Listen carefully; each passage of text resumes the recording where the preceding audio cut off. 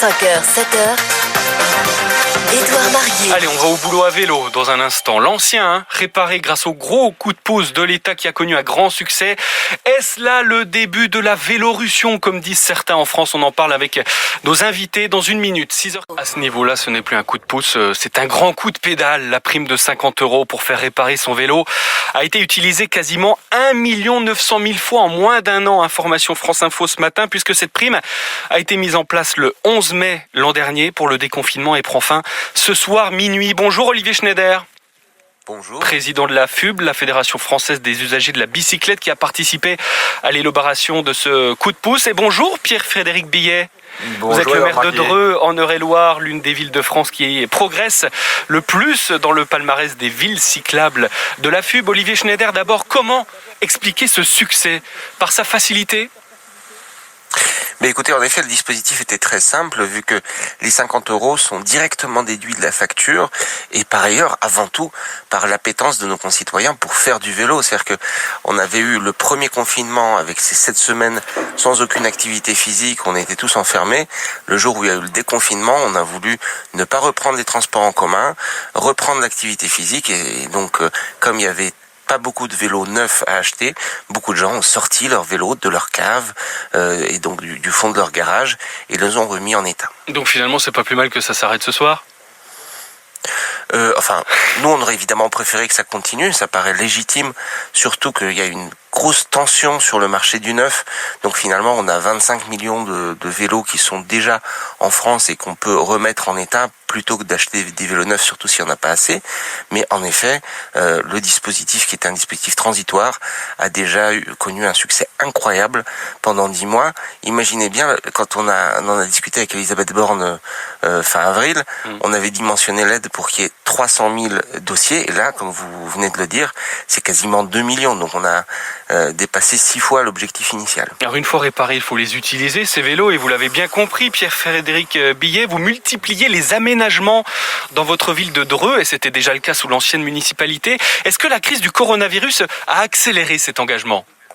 Oui, on l'a vu parce qu'on a des très bons marchands de vélos à Dreux, et puis ils ont le vent en poupe pendant le premier confinement parce que les gens cherchaient des vélos en réalité, et c'est vrai qu'il fallait les réparer, il fallait en acheter des nouveaux. Et puis le confinement, c'était aussi l'occasion pour les familles de faire du vélo. On a aménagé plusieurs pistes cyclables à Dreux. C'est une ville qui est plus que millénaire, Dreux, donc il y a des petites rues aussi, donc il faut aussi faire du partage de voirie, mais ça se passe très bien à Dreux, tout à fait. Et donc ça veut dire que c'est un choix politique dans une ville comme la vôtre, parce qu'il faut faire de la place pour ces pistes? Alors, globalement, à Dreux, on n'avait pas trop laissé la place au vélo depuis des années. Et ça fait maintenant 1 an et demi qu'on a une volonté politique très forte de remettre le vélo en ville. On avait laissé trop de place, je dirais, à la voiture en ville. C'est une ville de province qui est pas très loin de Paris, mais qui c'est quand même une ville de province. Et on est en train progressivement de remettre le vélo au centre des modes de circulation. Et c'est pas trop difficile à faire accepter aux autres usagers de la route, les automobilistes, les motards, les piétons? Il y a des frictions parfois. Alors, tout à fait. Je vous cache pas que les premiers mois, ça a été un petit peu tendu parfois. On a fait des voies partagées, vélo et voiture et autres modes de circulation. Il a fallu comprendre que la voie, les rues n'étaient pas réservées uniquement aux voitures. Donc il y a eu quelques mois de pédagogie, pour être poli. Et puis aujourd'hui, ça fonctionne très bien parce qu'on est en lien avec les utilisateurs, les usagers de la route et notamment ceux qui sont en vélo.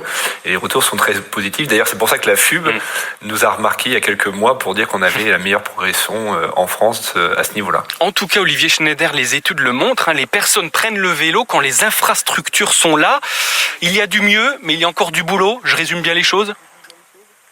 Mais écoutez, on a fait 70 ans de politique, en gros, à partir de la Deuxième Guerre mondiale, en faveur de la voiture. Ça fait à peine quelques années qu'on favorise le vélo, donc évidemment on ne peut pas rattraper, même si le vélo c'est économe et ça va quand même vite par rapport à d'autres politiques publiques comme le transport en commun.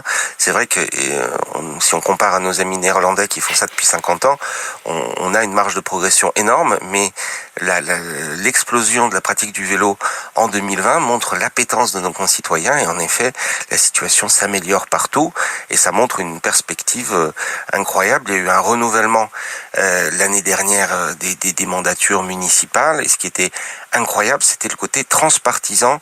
C'est-à-dire que finalement, on était sollicité par tous les bancs politiques pour dire comment est-ce que on met en œuvre des politiques cyclables. La question, c'était pas est-ce qu'on les met en œuvre, mais comment. Voilà.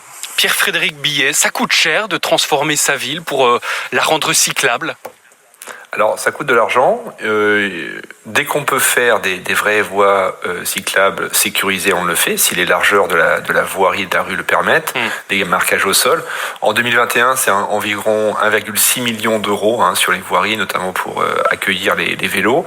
Et puis, on a répondu, avec l'aide de la FUB, à un projet européen Interreg, qui permet d'installer ce qu'ils appellent les e-hubs, excusez-moi pour l'accent, qui sont des stations vélo, en fait, de partage, et puis de location, vélo électrique, vélo, je dirais classique, et des vélos cargo. Donc on a installé les 3 premières stations à Dreux, et ça fonctionne extrêmement bien. Alors ça, c'est au niveau local. Le plan vélo en France, c'est 350 millions d'euros sur 7 ans, 100 millions supplémentaires dans le plan France Relance. Olivier Schneider, c'est largement insuffisant. Alors, faut aussi, alors c'est mon rôle de vous dire que c'est insuffisant, et évidemment quand on regarde ce qu'investissent les Néerlandais ou les Allemands, enfin c'est de l'ordre de 30 euros par habitant et par an, donc il faudrait un total de 2 milliards d'euros par an, donc on est très loin. Évidemment, les 350 millions sur 7 ans, on en est loin, néanmoins il y a une montée en charge progressive, et ce qu'on constate, c'est qu'appel à projet après appel à projet, si vous voulez, la première année, sur les 50 millions, on en a dépensé 43, donc c'était même presque trop. Là, le dernier appel, sur 50, on en a dépensé plus de 100, parce que heureusement, la ligne de 350 millions, elle est fongible. Mais en effet, on espère que la discussion de la loi climat qui est en cours va permettre de déterminer une trajectoire pour monter petit à petit et arriver sur cette trajectoire qui va permettre d'investir 2 milliards d'euros par an. Évidemment, c'est pas 2 milliards de l'État, c'est 2 milliards de l'État, des régions, des départements et des collectivités locales. Pierre-Frédéric Billet, vous voyez qui sur ces vélos, ces nouveaux adeptes? C'est qui? C'est les travailleurs? Oui, alors on a vraiment de tout. Le panel est très large. Vous savez que depuis en fait la fin du premier confinement, Dreux a le vent en poupe en termes d'achat immobilier, notamment de Parisiens qui cherchent la campagne, plus la campagne que la ville. Enfin, on est quand même une ville assez nombreuse, mais ils cherchent plutôt ça. Et effectivement, aujourd'hui, on voit des familles, beaucoup de familles. On voit des déplacements aussi sur le pôle gare. Effectivement, ils ont le vent en poupe. Enfin, ils adorent ça. C'est vrai que c'est très pratique, c'est très très rapide.